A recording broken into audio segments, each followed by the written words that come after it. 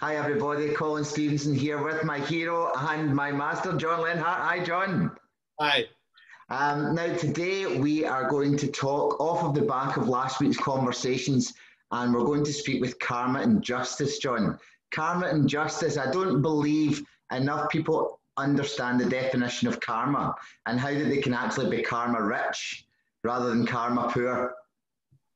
Right. So this is kind of interesting because the real non-contradictory definition of karma is basically everything will be equaled out. So if you put out bad energy is going to come back to you in the same amount. If you put out good energy is going to come in the same amount. What's interesting is that the Bible actually has the same concept, and it's called justice. It runs throughout the Bible, but in America and in the West, we don't talk about justice that way. So I always find it interesting. When I talk to Americans, I can't talk about justice because they have a different concept of justice. I have to talk about karma because, in fact, the concept of justice in America, in the Western world, I call it one-way justice. And what I mean by that is if someone takes $20 from me, I deserve $20. Okay? If I find $20 on the street, do I owe $20? Yeah. Balance. You do. Justice actually says you do. Karma says you do. So unless that's a repayment from something else, if you get something you don't deserve, then you eventually are going to have to pay. That's two-way justice. And that is what karma actually says. But in the West, we go, nope, justice only works one way. When I lose something, I deserve to get it. When I get something for nothing, I don't deserve to pay. You don't understand justice. And so we have corroded, or we have actually, diluted the concept of justice. But over in the Eastern, world, they've got karma right. They understand what karma is, and that's everything is going to equal out. Yes, eventually. Now, just while you talk about justice, I won't go into depth with this, but the justice system comes from one place, creating that justice going one way. So if we commit a crime, we go and justice is prevailed by them giving to us, and it comes from one way. It doesn't go in the other person's favor that was maybe the victim. It always just comes from the one place. Now, this is where, when you're talking about the karma, obviously it's a circle of life. It comes back round and it'll keep going and keep going and keep going. What we find with justice in the Western world, it seems as you talk about this direct, straightforward, one way, whereas karma, the way that you talk about, the way it always levels it out is what you put out, you get back, whether it's good, bad, indifferent. And I don't think people understand that if someone does something bad to you, and you don't do something back to level that out, you've still got your karma. You've not given any away. Right. So now you've hit right on the important thing. So I want to go back to the first great point you made, which was the reason why we have a bad idea of it is we look at the courts as justice, and the courts only do one-way justice. The courts don't, if somebody, gives, the courts don't make sure that the other half of justice is equaled out towards them. So that's why we have the wrong concept of justice. Justice is just payment for bad things. It doesn't look at the good at all, okay?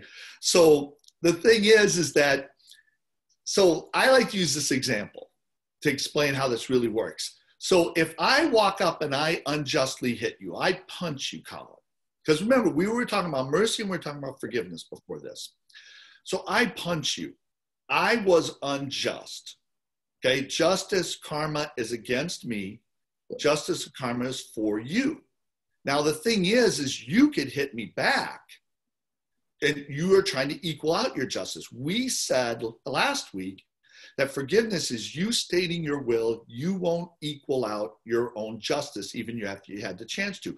So when you don't do that, when you say, you know what, I'm not going to equal out on you, John, you're actually saying, I'm going to let the universe equal it out on you, John.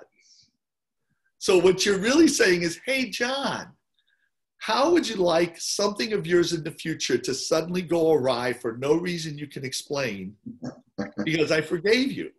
Am I good with that? So the thing is if you really understand the way to wreck somebody is forgiveness. This is what Dr. Martin Luther King, this is what Gandhi, this is what all these people were saying is nonviolent protest. You do something that's not unjust. To say something and it's not unjust, invite someone to be unjust and then you forgive. And I'll give you a great example. Black Lives Matter. Yes. If I say Black Lives Matter, did I say anything unjust? No. No. But if someone hears that and goes, no, all lives matter, then who's done just? Well, they have then went against what was originally said. So they have caused the conflict. They have caused the unjust situation. Right. So I like in American football, you know, I live in Wisconsin. We have this quarterback, Aaron Rodgers. And what he does is he changes the count and he does a lot of, you know, he changes his voice, he changes all stuff, and he tries to get the defense to jump off sides. When they jump off sides, it's a penalty against them. Nothing bad can happen in this play. He gets a free play. So he drops back and he throws a long bomb, and a lot of times he gets it. And because he's flowing, because he's not trying, we'll talk about that way down the road. But so what happens is he gets a free play. He drew him off sides.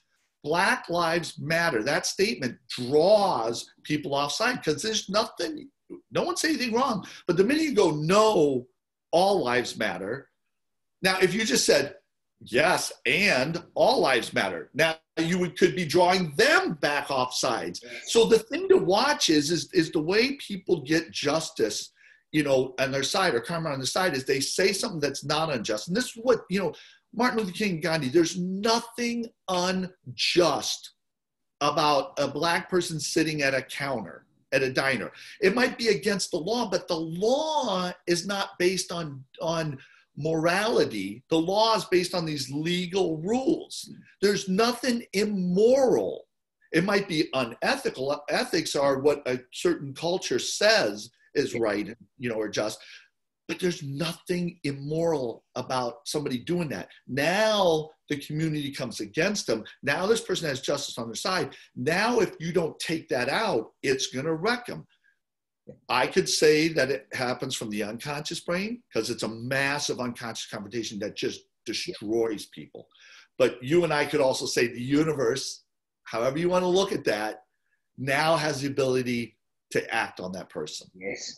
And while we're talking on that, you know, it's going back over our definitions. And I was talking about, in fact, it was this morning, I had the conversation with compassion, what my definition was of it. So it's all of us going back to our definitions. Now, when I talk about a definition of compassion, it's me feeling somebody else to understand them to then serve them. That is my purpose, okay? My uniqueness.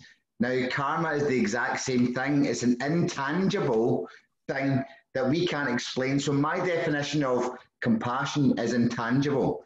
The universe will always come back to you regardless of whatever you put out, you'll get back regardless. And this is where we talk about vibrating higher on a higher frequency or lower frequency. If you're down, for instance, if you are feeling low about yourself, you've got low self-esteem and you're desperate for a partner, you put out to the universe to come back, you're going to get somebody on that kind of low self-esteem and it's never going to work. No one's going to be able to raise each other up. You get what you ask for, but you also get what you are. And this is, again, going back to the same as karma again, where we have got the definition, but we've also got the understanding that there's so many intangible ways of working with it that we're never going to understand when it's going to come back. So you just introduced the intangible aspect, okay? So I walk over and I punch you. Yeah. You go tell everybody lies and bad things about me. Yeah. I tangibly hurt you. You intangibly hurt me. Which one is worse? Mine. Right. Yeah, and mine, I believe it's... Think about it. how can I get ahead in karma? How can I get ahead in justice? How can I get the universe behind me? I assault people. Yep. They talk about me and I forgive them. Yes.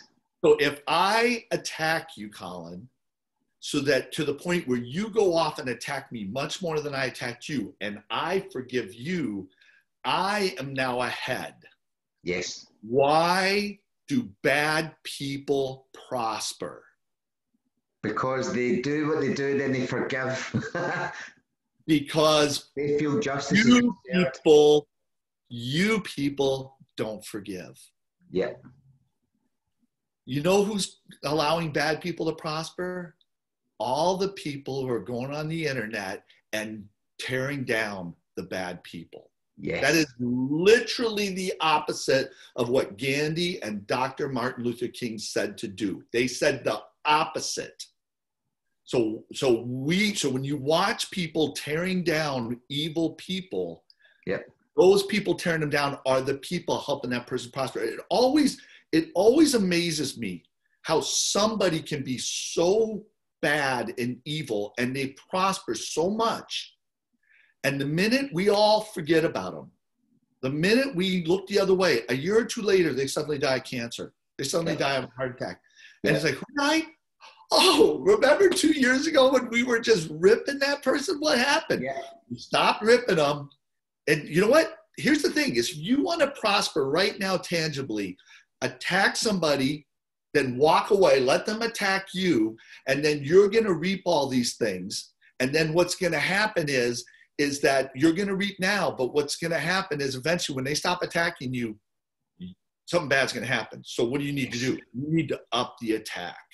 So how many people, let's not use any names, Colin. Yeah. How many people in this world, everybody goes, I don't understand how that person is that popular, that powerful. They act like a psychopath. Yeah. They say stuff and they have no conscience for it. They are working justice and karma. And yes, you are helping them work that. Yes, by talking about them and by slating them and putting them down. This is why I personally don't like putting people down. I don't do it because I let them go on with it. I might sometimes have to get involved if it's directly towards me. We can give them that kind of unconscious confrontation. We can leave it, and that's good. And then they're left with it. So the karma's on my side again. But there's some people that don't, because they don't understand the definition of karma, they don't understand the real definition of justice. They're waiting to feel some sort of tangible justice. They're waiting for some sort of tangible karma to come back to them. And this is where it's more difficult because they'll never get that. So it's almost like fighting a losing battle. Right. So I like to say, and I wrote that article, Karma Trillionaire, and I said as my intro when I posted it is, I am the worst person in the world to attack. Why? Because I love and forgive. So what I do is if I give to somebody, justice or karma is for me. If that person attacks me, and my response is to give, is to understand them, to ask them questions, to understand all the samurai stuff, to use the communication guidelines, to love them, and they attack me. When I forgive, then the universe, then our unconscious brain can equal everything out. The key point is I could punch you, but nothing's going to happen until you forgive. And when you forgive, then everything happens. And so there's all these studies coming out that the way they're tracing heart attack, stroke, depression, cancer, is there's something in the brain that for some reason makes a switch and allows that to happen. Yeah. I believe it's justice or karma. I believe it's the unconscious brain. I have seen so many people who are good at forgiving. Yeah. Forgive somebody, and the person they forgive suddenly has some strange cancer, some extremely rare cancer, suddenly have a heart attack, suddenly you'll have all these issues, depression, all this stuff immediately. I know a guy who forgave somebody. He was a high school kid. He was holding on to this for weeks. He finally forgave the kid. That kid broke like his shoulder blade in a basketball game, like that afternoon. Like, when does that ever happen? No, it doesn't. You know, I know another kid who the coaches were against him and stuff. He finally forgave the coaches. He was 4th on the depth chart. A kid got thrown out for fighting. A kid broke his arm in the game, and a kid got a concussion. Guess who was starting the next game? Like, that afternoon.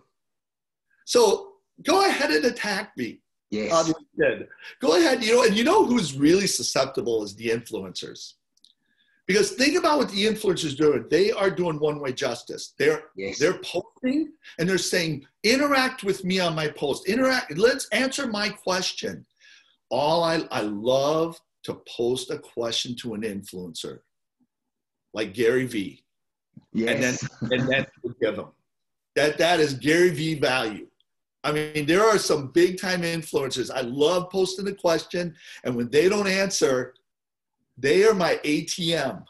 They are constantly giving me value. And I will tell you, Colin, I had a bunch of injustices done against me. You know, I try to sort through it and everything, and we'll talk about this down the road. And I've written about it. When I forgave, everything turned around for me.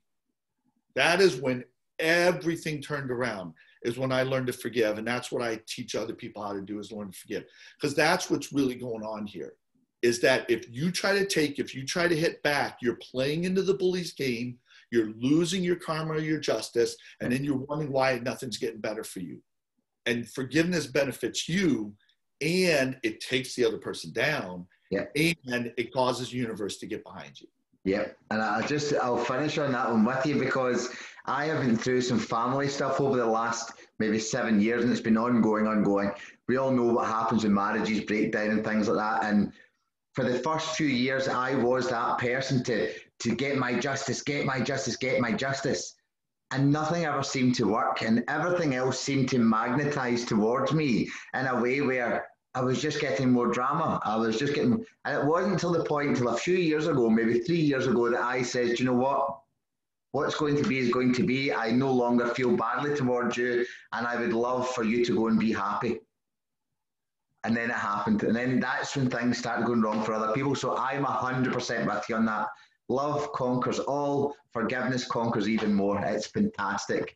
Listen, thank you very much for today, John. I'm looking forward to our next one as well. That's going to be a surprise for Thursday. Yes, very much so. And I'm very much looking forward to that. So thanks again. Have a good week. See you soon. Bye.